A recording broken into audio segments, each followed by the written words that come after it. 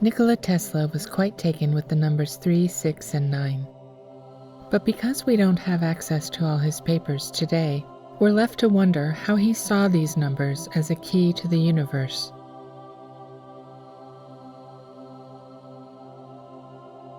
This man, however, seems to have the missing information we're looking for.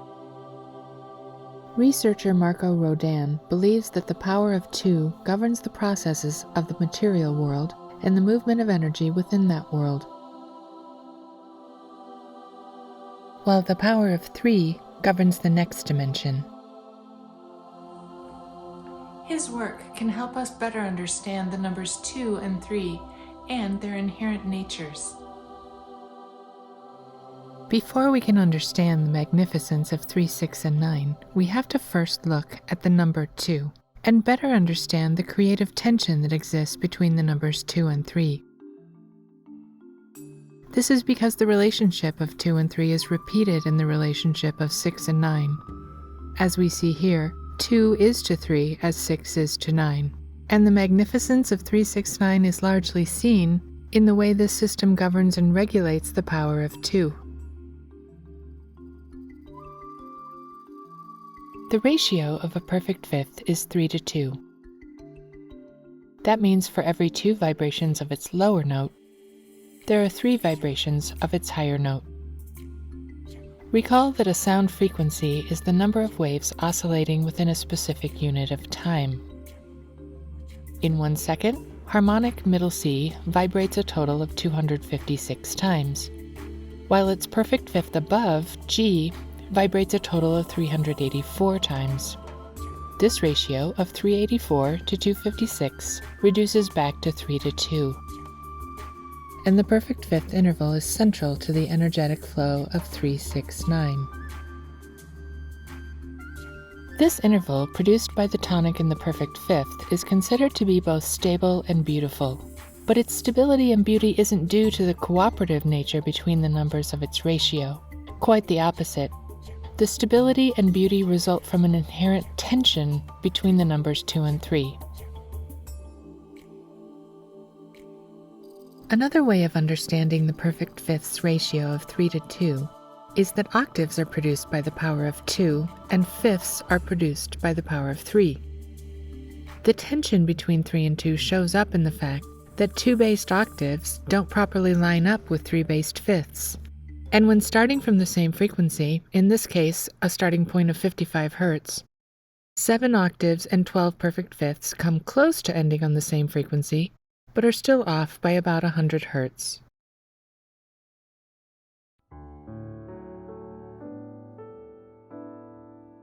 Music theorist Richard Cohn explains here that because the number 2 is even and the number 3 is odd, intervals based on 2 or 3 can never be resolved.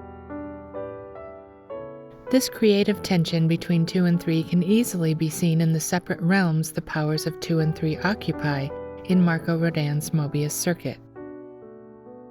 To create the circuit, Rodin starts with the integers 1 through 9, with 9 on top. The realm of the circuit housing the power of 2 includes only the numbers 1, 2, 4, 8, 7, and 5. Lines are used to connect these numbers, and the order of connection is determined by the power of 2, or doubling. The numbers 3, 6, and 9 aren't included yet because they represent the power of 3. The 1 is doubled to 2, connected with a line, and that is doubled to 4 with another connecting line.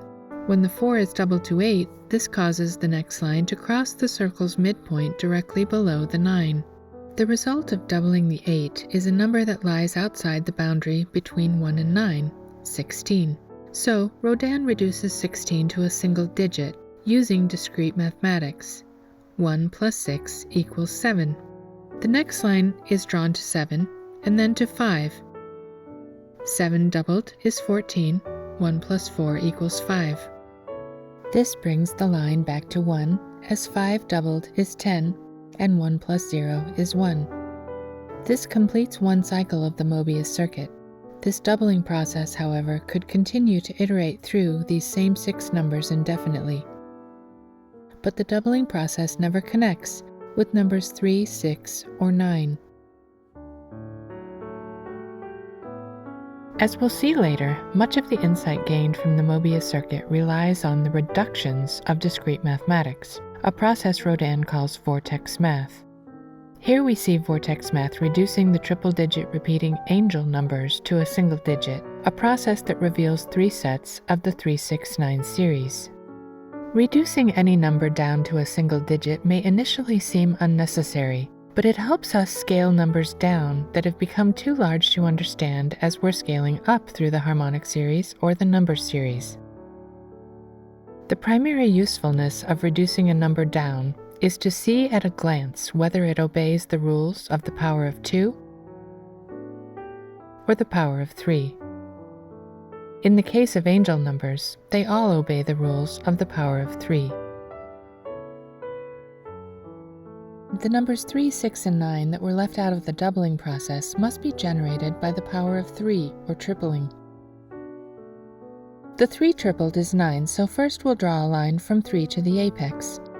The 9 tripled, however, is 27, which reduces back to 9, 2 plus 7.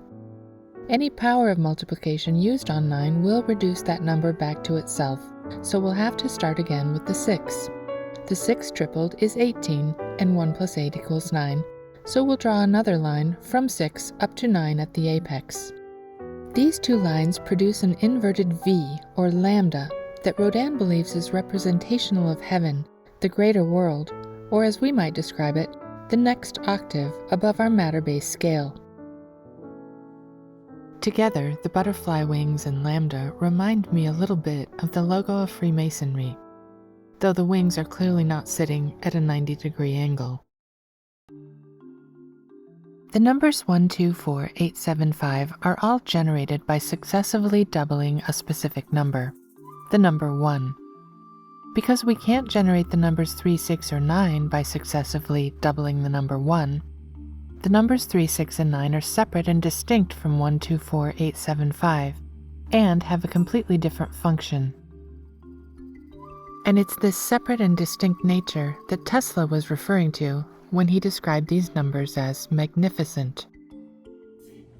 As Marco Rodin explains it, the Mobius circuit is driven by the power of 2, but governed and controlled by the power of 3.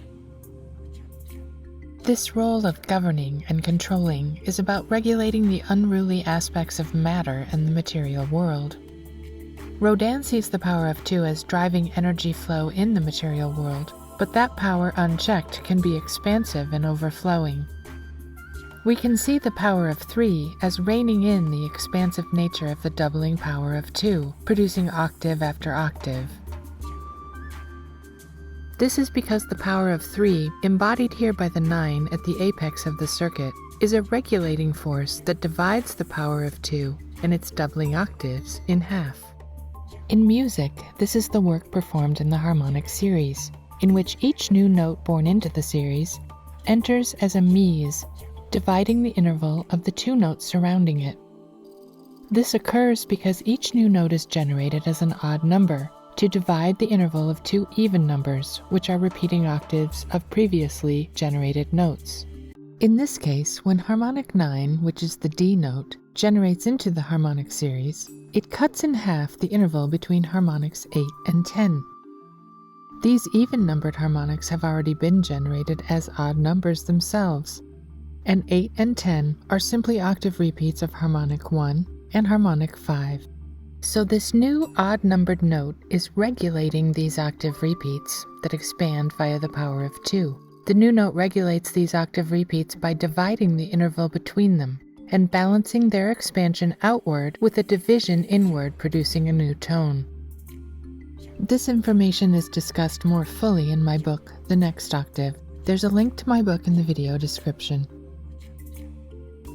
The interval most closely associated with the power of 3 is the perfect fifth, which is generated in harmonic 3 and creates the interval that divides every octave scale exactly in half. This idea that the power of 3 can control the expansive power of 2 is well stated by musicologist Ernst Levy. He says, quote, "I see in these facts a manifestation of two opposing forces, one extensive, the other formative. The first one creates extension, matter, the other shape. If matter were allowed to multiply unchecked, the result would eventually be a sort of deification of matter, a universal cancer. The shaping spirit opposes that evolution. The result is individuation, an entity suspended between nothingness and infinity."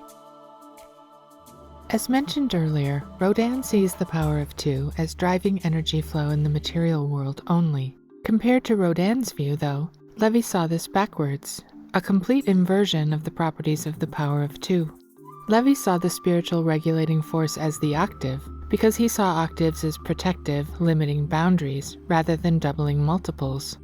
What Levy failed to see was the doubling nature of all notes, not just the 2 defining a scale.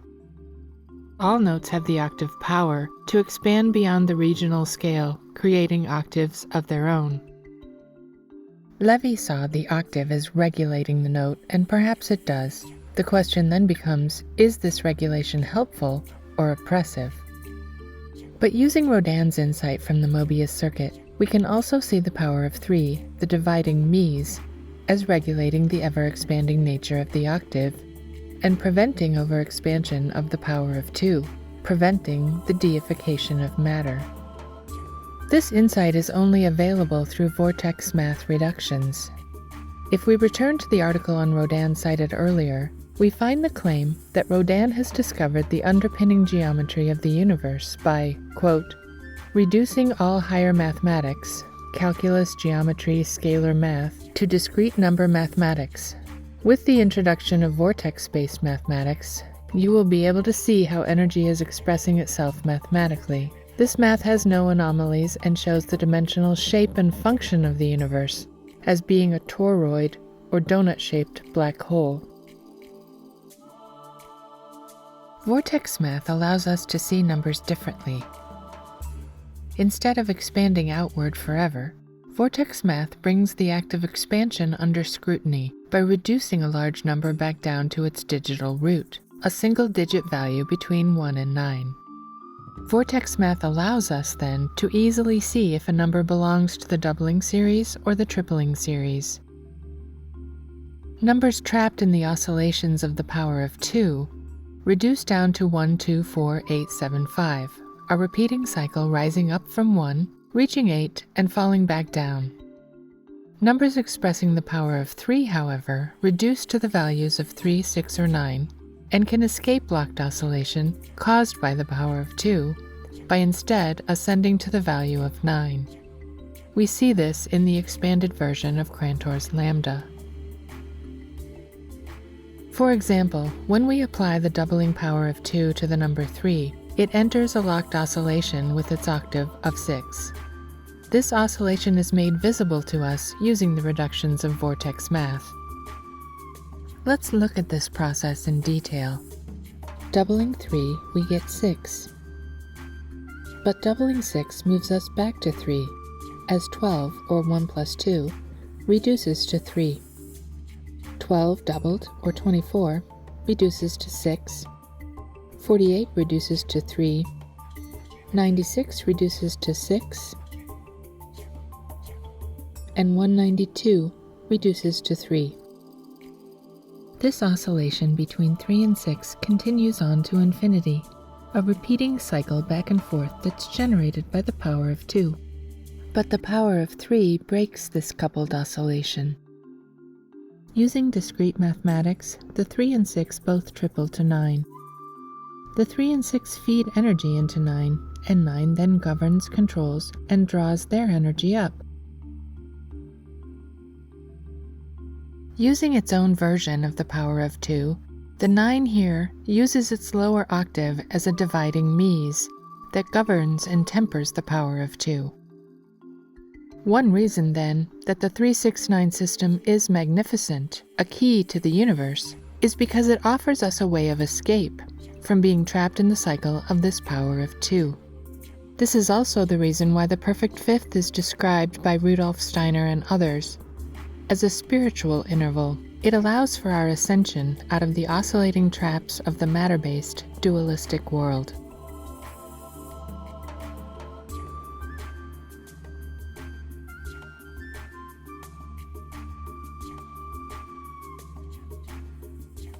I'm grateful for any feedback.